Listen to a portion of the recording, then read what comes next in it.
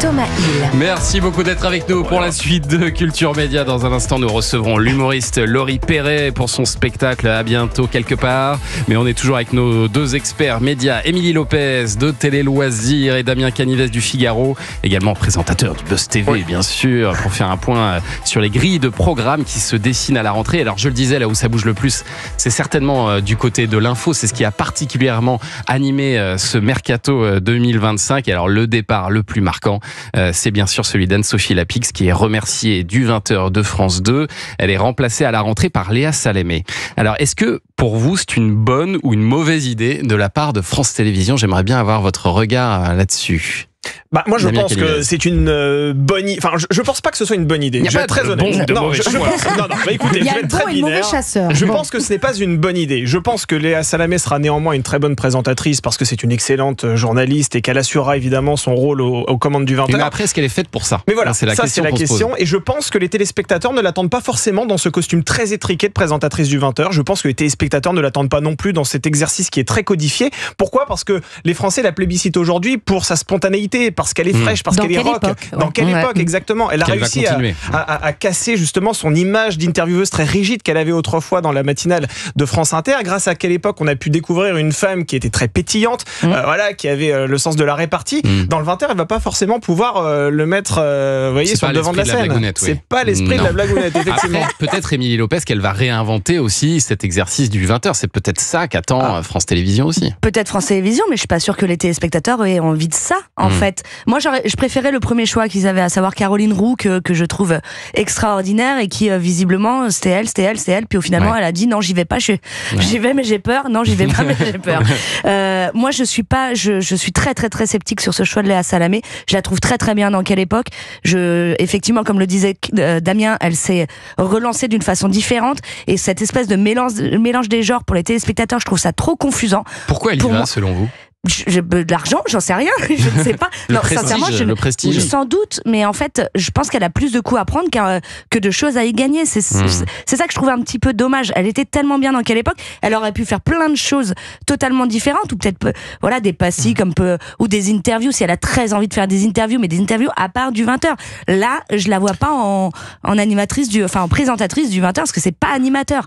Quand tu présentes le 20h, tu n'es pas animateur, tu es présentateur. C'est totalement différent. Mais elle a commencé comme ça. Elle a commencé en présentant des flash infos et elle a commencé par l'information. Après, elle avait donné une interview en 2015 au Supplément, je me souviens, où elle avait indiqué qu'elle n'avait pas du tout envie de prendre les rênes du 20h et que même si on lui proposait, ce serait une mauvaise idée. Mais c'était de la fiction parce qu'on lui avait pas proposé. Et c'était il y a 10 ans. Aujourd'hui, quand la patronne de France Télévisions arrive en lui proposant, écoute, c'est bon, tu peux faire le 20h, c'est quand même quelque chose qui est un graal pour un journaliste, on va pas se mentir. Le 20h, c'est une mission dont beaucoup de journalistes rêvent. Après, c'est vrai que c'est un terrain glissant parce que depuis que le journal télévisé de France 2 fait 52 minutes, voire plus, je pense que la direction a un peu désacralisé ce rendez-vous qui était la grand-messe de l'information. Et aujourd'hui, ça marche beaucoup moins bien en audience. Est-ce que Léa Salamé peut être la personne qui va redresser la barre? J'en suis moins sûr parce que le concept reste quand même malgré tout plus fort que le présentateur sur ce genre de format. Et alors Anne-Sophie Lapix, elle va partir sur M6 pour animer un nouveau rendez-vous politique. Cette année, on peut le dire, c'est clairement le groupe M6 qui a animé ce mercato. Ça avait démarré évidemment en fanfare avec Cyril Hanouna, avec un autre visage, Olivier Mine. Alors est-ce qu'on sait un peu plus ce qu'il va faire d'ailleurs Olivier Mine sur M6? Alors il va reprendre le maillon faible on avait eu une petite spéciale avec Vincent De Dienne qui était hilarante. Il va faire une autre émission qui s'appelle Pandore. Absolument. Une création. Jeu d'aventure. Un jeu d'aventure. Et il est venu vraiment pour faire du div et surtout pour soulager un petit peu Éric Antoine qui lui voulait vraiment lever le pied depuis un petit bout de temps parce que effectivement on avait l'impression, je parlais de Nikos à une époque sur TF1, on avait l'impression que divertissement voulait dire Éric Antoine forcément là ces derniers temps sur M6. Après là, vu toutes les annonces qu'il y a eu, j'ai l'impression qu'il y a plus d'animateurs que d'émissions à animer. Donc je suis un peu curieuse de savoir ce que ça va donner, mais c'est assez alléchant. Pour le coup, on ne parle que d'M6 cette saison. Il a raison selon vous, Olivier Mine, d'aller sur M6 parce qu'il avait quand même une quotidienne sur France 2. Il avait aussi Fort Boyard tous les étés sur France 2.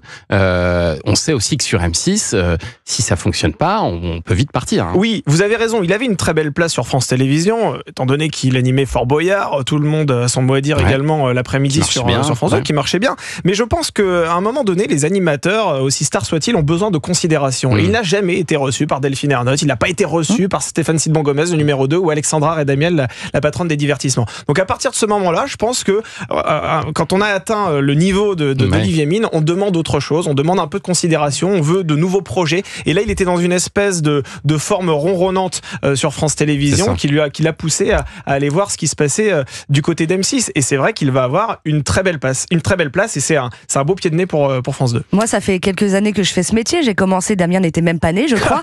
Et les premières fois où j'ai fait Olivier Mine, c'était pour Fort Boyard et c'était déjà le cas en fait. Il disait déjà en off, j'ai pas, je reviens, mais j'ai pas beaucoup de considération. Il se sentait un peu en pré-retraite, ce qui est étonnant pour quelqu'un qui était quand même à l'antenne tout le temps. Mais c'est vrai qu'il a laissé quand même quelques années pour qu'ils changent un peu leur fusil d'épaule et qu'ils lui disent maintenant c'est bon, on va vraiment te mettre un peu sur le devant de la scène. Et ils l'ont pas fait, ils ont eu bien tort parce que Olivier Mine. La ménagère l'adore, notamment. C'est un excellent animateur. Et alors, toujours sur l'info, ça bouge beaucoup dans les chaînes info, surtout du côté de BFM TV, qui a une fin de saison mouvementée. Là, c'est l'hécatombe. Les départs, là, c'est vraiment en cascade, là. Oui, alors ça s'explique aussi avec la clause de cession, vous savez, qui a couru jusqu'au 1er juin dernier. Donc la clause de cession, il faut rappeler aux auditeurs, c'est un dispositif qui est activé dans un média dès lors qu'il change de propriétaire. Et c'est la raison pour laquelle, avec l'arrivée de Rodolphe Saadé à la tête de BFM TV, les journalistes pouvaient partir avec 1 mois de salaire brut par année d'ancienneté. Donc quand ça fait 10 ans que vous êtes dans ce média-là, vous imaginez qu'à la fin le chèque peut être assez conséquent. Donc, oui, mais c'est signe de crise quand même. C'est signe de crise, c'est sûr. C'est vrai que c'est signe de crise. Et il faut reconnaître que BFM TV aujourd'hui se trouve dans un creux de la vague en termes d'audience. Julien Pichenet a rappelé les chiffres tout à l'heure. C'est la 2e chaîne d'information de France, assez loin maintenant derrière CNews. Mais je pense pour autant qu'il ne faut pas enterrer cette chaîne d'information en continu, parce que si on regarde l'histoire justement de ce type de médias, iTélé, souvenez-vous, en 2016 était quand même assez bas aussi. Regardez ce qu'est CNews aujourd'hui. Donc il ne faut pas insulter l'avenir. Je pense que BFM TV peut se reconstruire et je pense d'ailleurs que la direction est assez optimiste sur la trajectoire qu'elle peut emprunter. Il faut juste, à mon avis, redéfinir une ligne éditoriale claire, parce que vous savez très bien ce que vous trouvez sur LCI aujourd'hui, c'est l'international. Vous savez ce que vous trouvez sur CNews aujourd'hui, c'est du débat. Vous savez pas trop ce que vous trouvez sur BFM TV. C'est peut-être ça le problème aujourd'hui. Merci beaucoup à tous les deux d'être venus sur Europe 1 ce matin. Émilie Lopez, je rappelle, Télé Loisirs qui sera en kiosque samedi, vous savez. Qui est en kiosque depuis lundi. Qui est en kiosque depuis lundi, c'est ce que je disais, bien sûr. Avec Sting en coup, avec une interview exclusive qui est très très bien. De Sting. Et alors vous, Damien, est-ce que vous savez qui vous allez recevoir aujourd'hui ? Bien sûr, à 18h30 aujourd'hui, c'est Bruno Solo qui sera l'invité du Buzz TV pour son arrivée dans le feuilleton d'M6, exactement. Notamment, parce qu'il a beaucoup de choses. Très bon client, Bruno Solo. J'avais déçu. Vous êtes tranquille. Merci beaucoup à tous les deux d'être venus sur Europe 1.